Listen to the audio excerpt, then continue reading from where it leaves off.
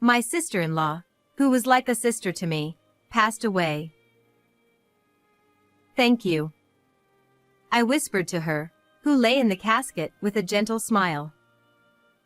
Scattered flowers, numerous letters from the attendees.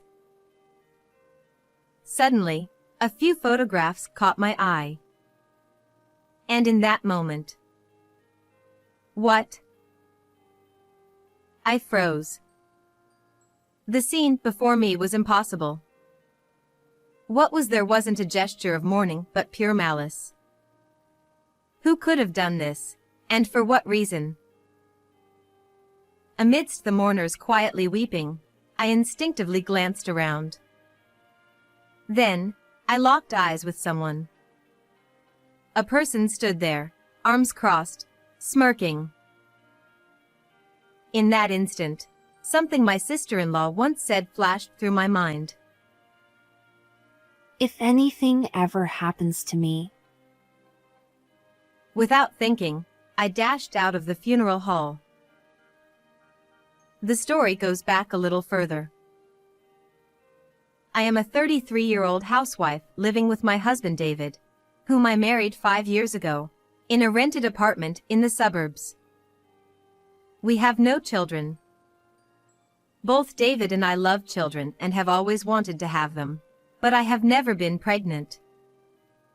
Concerned, we went to a hospital for a consultation, but neither of us had any particular health issues. So, for now, we are simply waiting to conceive naturally.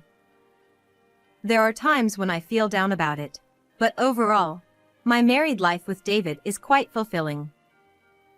Being with David, who has a calm and gentle nature, brings me peace, and taking care of the household for him is a joy for me as a housewife. On weekends, we often go shopping or take trips together. Just these things alone make me feel glad to have married David, but there is one more reason I feel this way. That reason is the presence of David's sister, Nancy. Nancy is 2 years older than I am, and we have been close since I got married, mainly because Nancy and I share the same hobby. Both of us love intricate work, especially making jewelry and embroidering small items. I spend my free time between household chores, while Nancy fits it in between her work, and we enjoy our hobby together. Nancy is more skilled at handicrafts than I am, and whenever I have questions, she kindly offers advice without a hint of annoyance. She often shares her dinner with me or gives me brand name bags she no longer uses. She really takes good care of me. Nancy is also actively involved in volunteer work and often finds time to help others. I think of Nancy as if she were my own sister and truly admire her. Nancy, it's been a while. I brought the parts for the accessories we were going to make today. Thank you, Kathy. I'm sorry for asking you to bring them. Nancy replied apologetically as she welcomed me into her living room. I ran out of time to go buy them myself because I had to go to the hospital. Nancy has a chronic illness.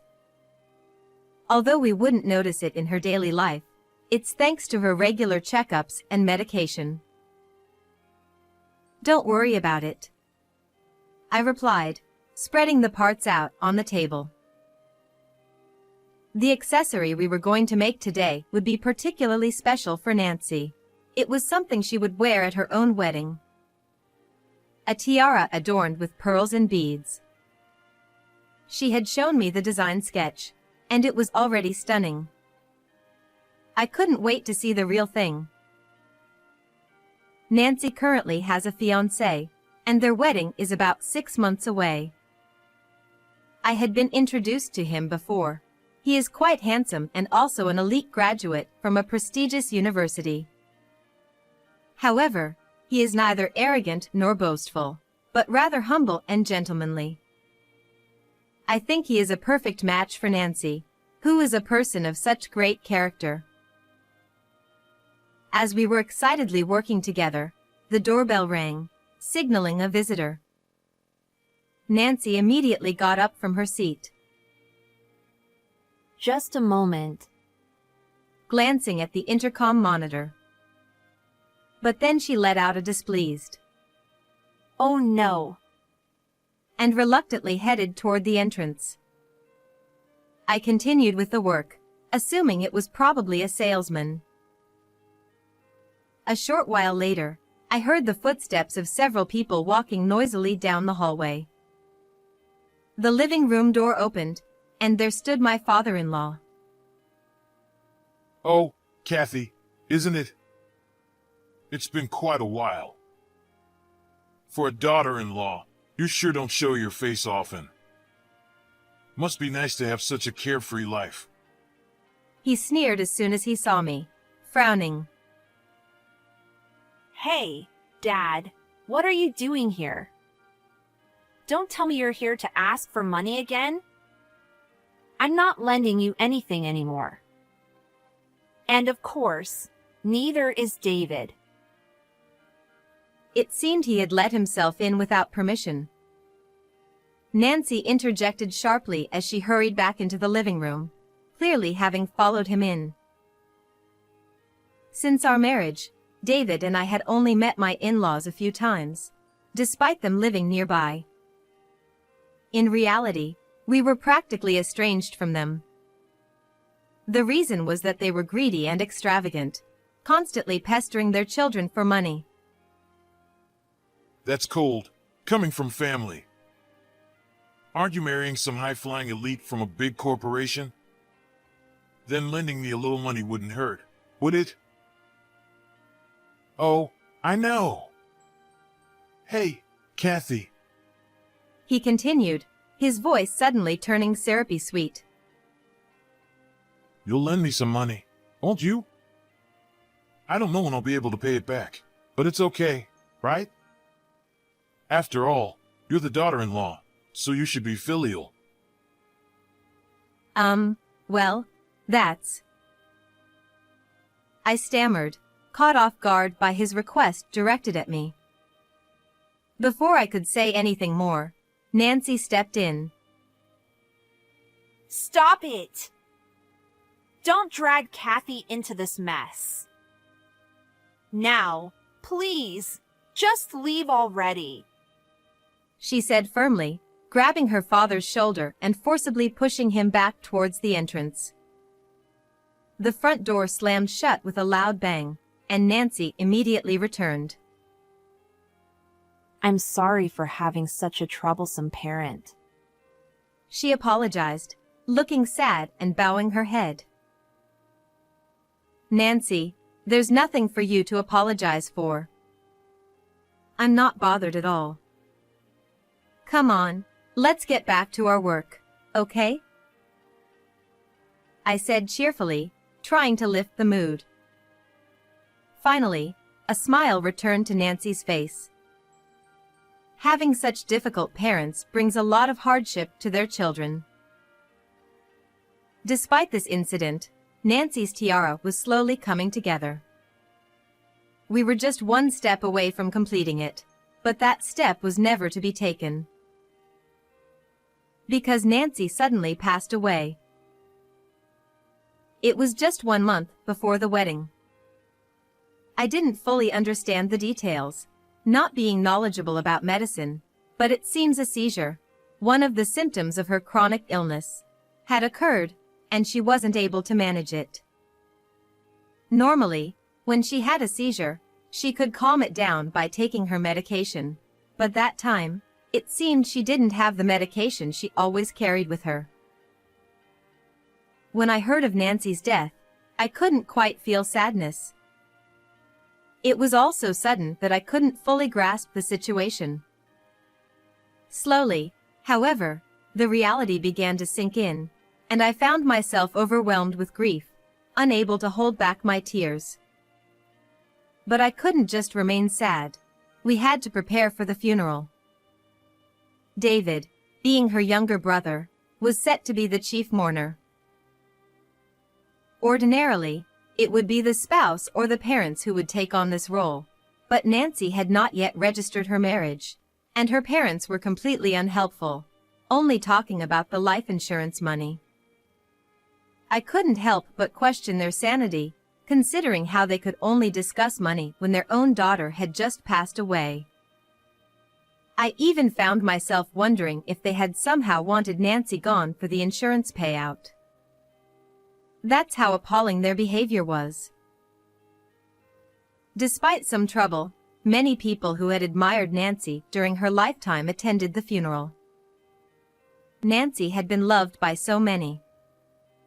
Thinking of this made my heart ache, and I almost started crying again. I held back my tears, pressing my fingers to my eyes.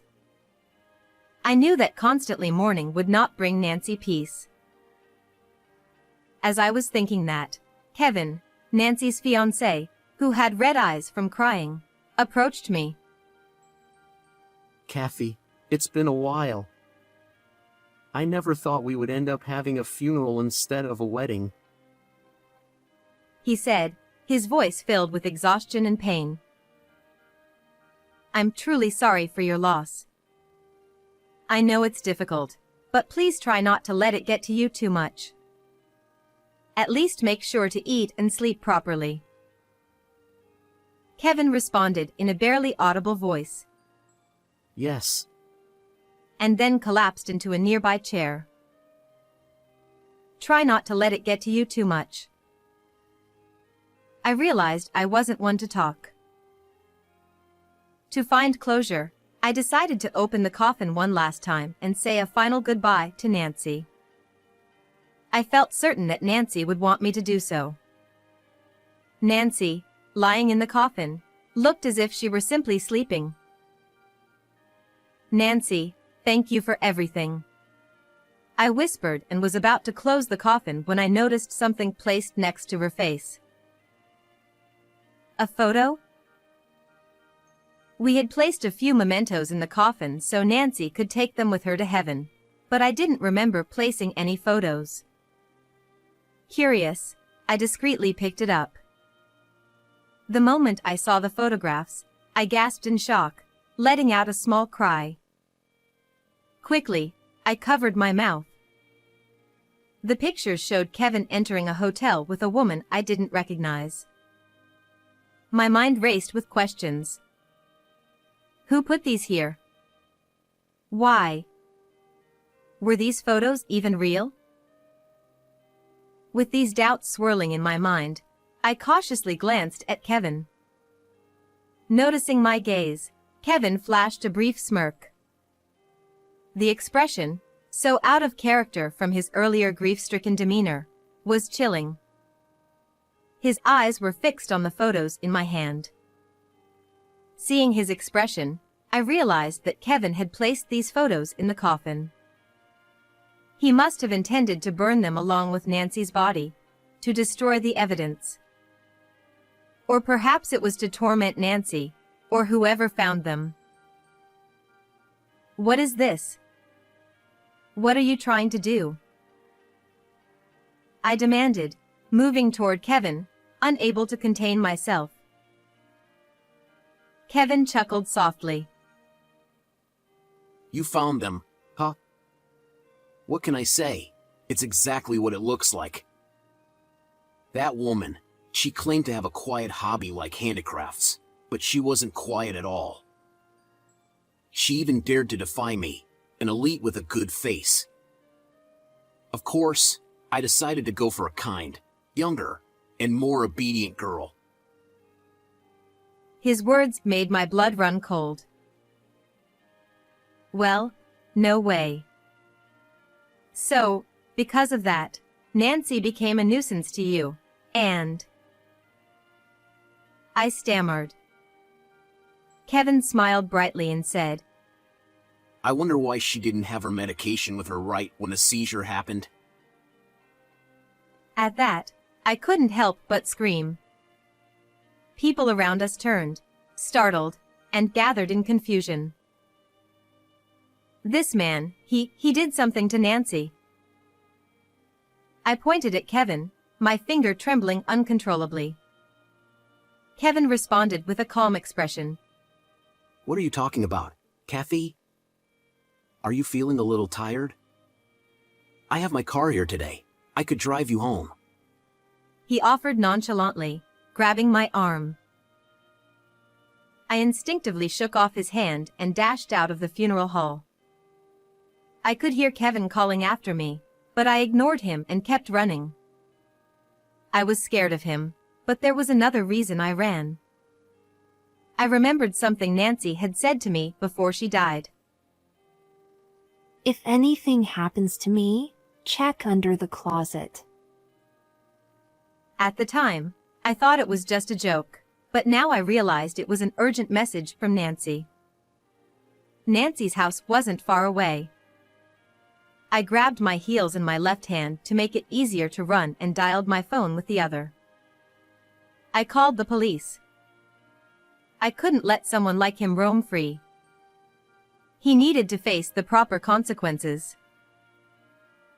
The police didn't sound particularly concerned, but they agreed to head to the funeral hall. I had to hurry too. I ran with all my might and finally reached Nancy's house. There was no need to worry about the key. I already had a spare one. I opened the front door and headed straight for the bedroom where the closet was. The closet was immediately to the right as I entered the room. I crouched down on the wooden floor, peering underneath the closet. There was something white there. I reached in and pulled it out. An envelope. I quickly opened it, and inside were extra copies of the photos I had seen earlier and a voice recorder. It was solid evidence of Kevin's affair. Clutching these items, I sprinted back toward the funeral hall. On the way, I decided to play the voice recorder to check its contents. This is. By the time I arrived at the funeral hall, the police were already there, with a police car parked in the lot. As I entered, everyone's eyes turned toward me. Kevin was speaking with the police near Nancy's casket. As I said, it's a misunderstanding. I didn't do anything. She passed away due to her illness. Maybe the call was just a prank or an attempt to harass me. There isn't any proof, after all. If you're going to make such accusations, then bring some evidence. The police, appearing to believe Kevin's words, replied, Well, we only came because there was a call. That's all. And with a reluctant smile, they seemed ready to leave. Wait. I have the evidence right here. I shouted, stepping onto a nearby chair and pressing the play button on the voice recorder I had brought. How could you cheat on me? The wedding is so soon, and you betray me like this. Shut up! It's because you're not cute enough. It's not my fault. I have proof of your affair. Should I send these photos to your company? If you end it with her now, I'll forgive you. Please, come back to me. If you do that, you know what will happen, right? You won't live to see another day. Nancy and Kevin's voices reverberated throughout the funeral hall. The rawness of the conversation left everyone stunned and utterly silent. David was the first to break the silence. You! How could you do that to my sister? This prompted the attendees to start shouting, one after another, hurling insults at Kevin. He stammered, What? It's her fault. It's not my fault. She didn't listen to me. A commotion was on the verge of breaking out when one of the police officers, who had been watching from the sidelines, blew his whistle. The sharp sound cut through the air, and the crowd settled slightly. The officer, seeing the moment, then spoke. Could you come with us to the station for further questioning? His tone had shifted from reluctant to commanding, and he now glared at Kevin with intensity. The attendees, following his lead, all turned their glares toward Kevin as well.